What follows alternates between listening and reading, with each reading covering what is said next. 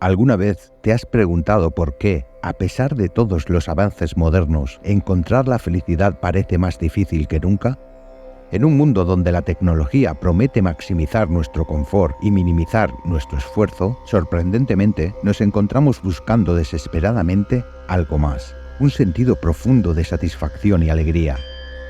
Este vídeo te desvelará cómo antiguos filósofos y modernas prácticas pueden guiarnos en el redescubrimiento del control sobre nuestra felicidad, transformando no solo cómo sentimos, sino cómo vivimos. En la parte final del vídeo exploraremos técnicas que, si aplicas, te ayudarán a alcanzar la felicidad. Pero antes, vamos a ver cómo a lo largo de los siglos la humanidad ha buscado incansablemente recuperar el control de su propia felicidad. Desde Aristóteles hasta los monjes budistas, la felicidad ha sido un tema central en la filosofía a lo largo de los milenios. Aristóteles, uno de los filósofos más influyentes de la antigüedad, definió la felicidad como la actividad del alma de acuerdo con la virtud.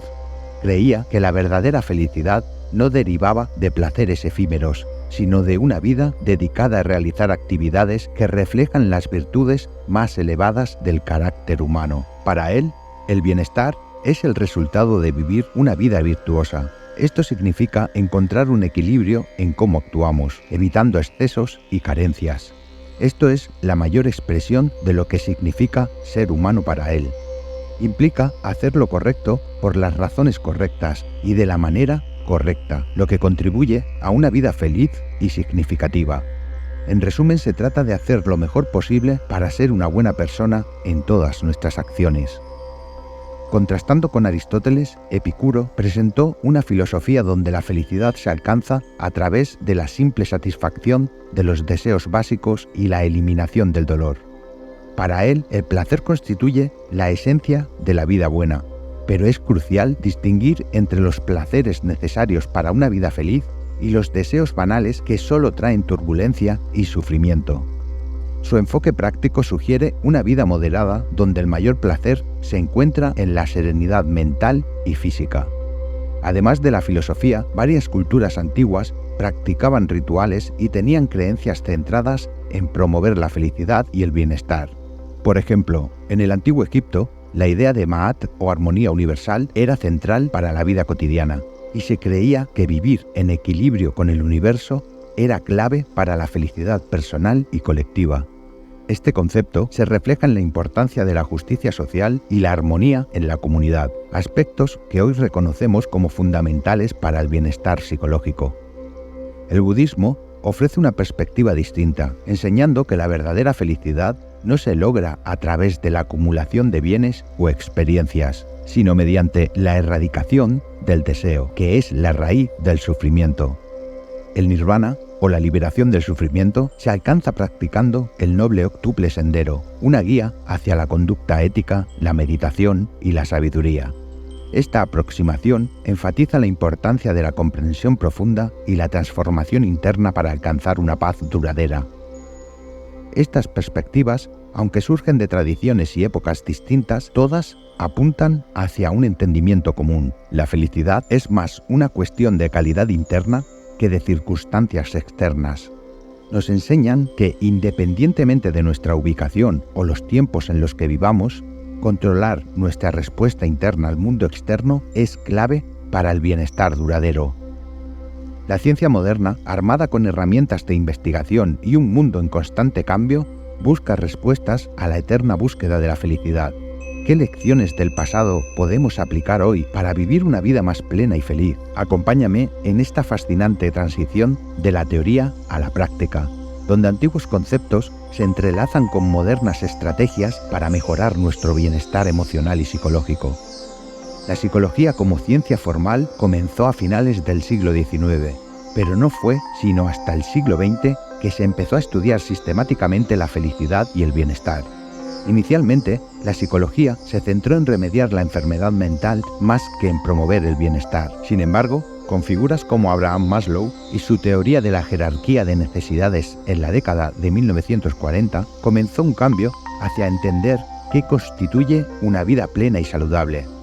Maslow sugería que, más allá de las necesidades básicas, los seres humanos buscan la autorrealización y el cumplimiento de su potencial personal, lo que es fundamental para su felicidad.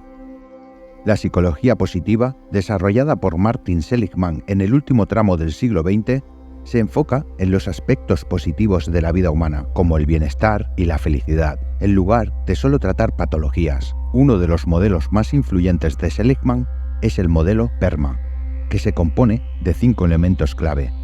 Emociones positivas. Este aspecto se centra en la experiencia de emociones positivas como la alegría, la gratitud y el optimismo. Según Seligman, cultivar estas emociones puede mejorar significativamente nuestra calidad de vida. Compromiso. Se refiere al compromiso o flujo. Es un estado de absorción total en actividades que son tanto desafiantes como satisfactorias, como hobbies o el trabajo. Relaciones. Las relaciones significativas son cruciales para el bienestar humano. La conexión con otros proporcionan apoyo, amor y un sentido de pertenencia. Significado. Tener un propósito o significado en la vida, ya sea a través de la religión, la comunidad o la familia, proporciona un contexto más amplio que guía nuestras acciones y elecciones diarias. Logro. El logro y el éxito en metas personales impulsan la autoestima y fomentan un sentido de progreso y competencia.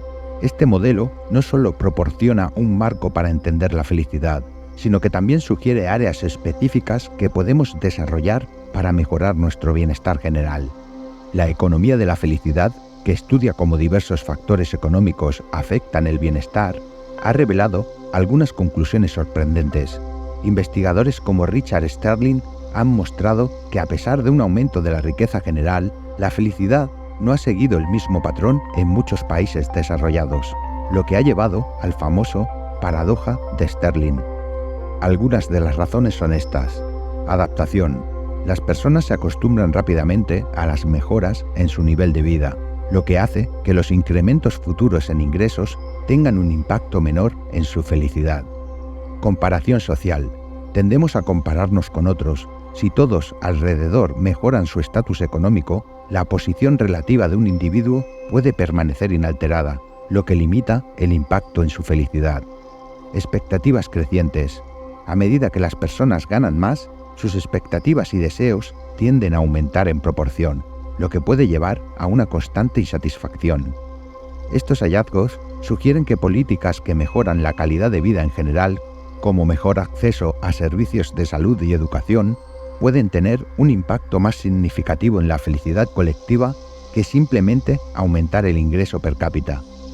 Cada uno de estos enfoques ofrece herramientas valiosas que podemos utilizar para mejorar nuestra calidad de vida y bienestar emocional en la sociedad actual. Te voy a enseñar todo lo que necesitas saber sobre técnicas prácticas para cultivar la felicidad. Ponerlas en práctica puede cambiar tu vida. El mindfulness es la práctica de estar plenamente presente y comprometido con el momento actual, sin juzgar.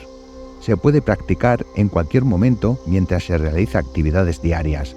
Mindfulness implica una conciencia abierta y receptiva a todos los eventos y experiencias, lo que puede ayudar a reducir el estrés, mejorar la concentración y aumentar la tolerancia a la frustración, reduciendo así los pensamientos negativos. Ha demostrado ser una herramienta poderosa para mejorar el bienestar mental y emocional. Meditación es una práctica que implica la concentración y la calma para mejorar el estado psicológico general. A menudo incluye técnicas específicas para dirigir la atención, como concentrarse en la respiración, un mantra o una imagen.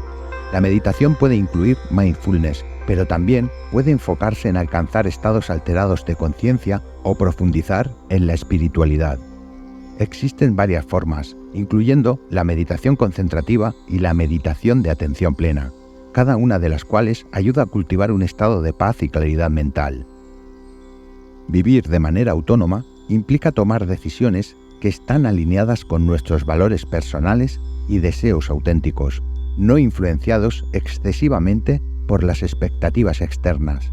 Esto puede ser cultivado a través de la autorreflexión y la práctica de establecer límites saludables con los demás. Esto fortalece la autoestima y contribuye a una mayor satisfacción personal.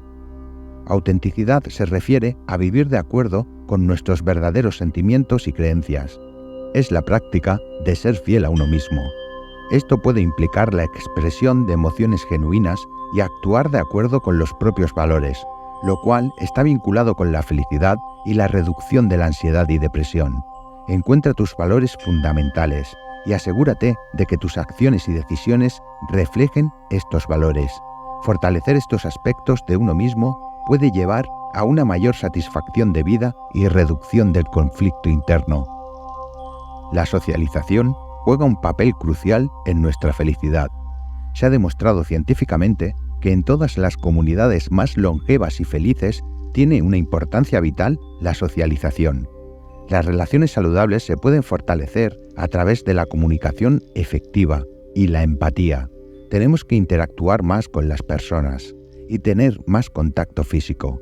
Dedicar tiempo regular para interactuar significativamente con amigos y familiares puede aumentar nuestra red de apoyo emocional. Mantener relaciones saludables puede llevar a un mayor bienestar emocional y a una reducción del estrés. El ejercicio y el autocuidado, tanto el cuidado estético como el cuidado de la salud, nos hace sentir mejor con nosotros mismos, a causa de la dopamina que estos hábitos liberan en nuestro cerebro. Con esto subirá nuestra autoestima y felicidad.